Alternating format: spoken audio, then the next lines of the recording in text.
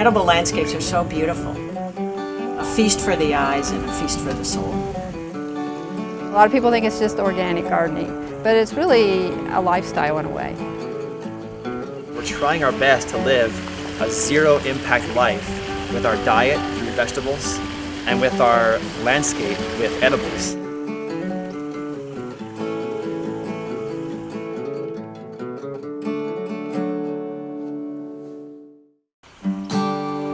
This particular plant right here, the tree kale, has leaves that are literally the size of my torso, and each leaf can feed a family of 4 if they wanted to eat kale for the night.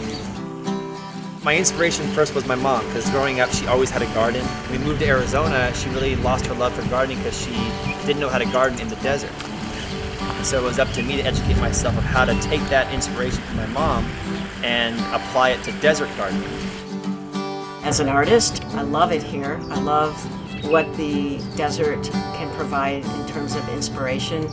It's been a journey, a fabulous journey of exploring and learning about how you can partner with the desert to produce an abundance of food. Here at the Xeriscape Garden, you can see quite a few things that are also edible. Depends on your palate and what you've become accustomed to. The most common example is the puncha, or the prickly pear. The fruit, after they bloom, people make jam, tea, things like that out of it. Agaves, food sources for eating the hearts and also for making tequila.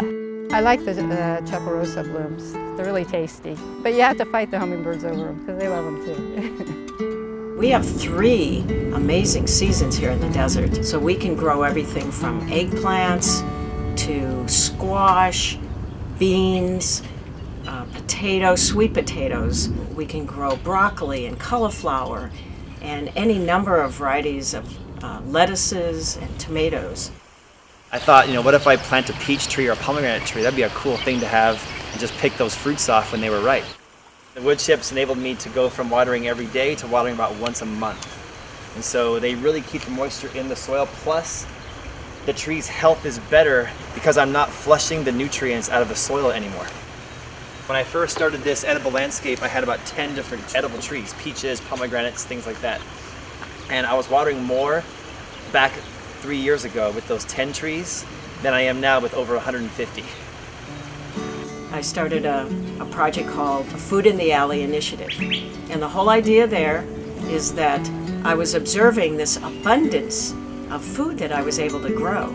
And I wanted to share that experience with other people that just live in the neighborhood and might be taking a walk down the alley.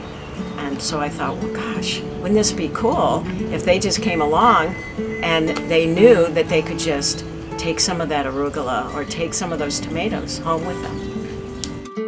I realized when I started growing my own food that how addicted and how entrenched I was with that system of the fridge, supermarket, and the trash can. And now it's completely different. Now I go into the fridge right here, the garden, and I pick all the beets and the collard greens and the cauliflower and the dill and the kale. Growing my own food has definitely made me feel healthier, and I need less sleep. I look forward to every day to come out to the garden. It gives me a sense of purpose. Gardening is looking at your entire space as a canvas, and think of yourself as a person who's going to create this beautiful painting. Now gardening has really become an integral part of my life. I do martial arts and gardening, and in my opinion they're linked because within the martial arts, we learn how to block different attacks coming at us. But with gardening, we're eating the food from our garden, which is enabling us to block the attacks of diabetes, cancer, heart attack, degenerative brain disease, things like that. So I think that the modern day Rage in the Cage type martial art battle is the battle against those diseases, and you fight those diseases with kale.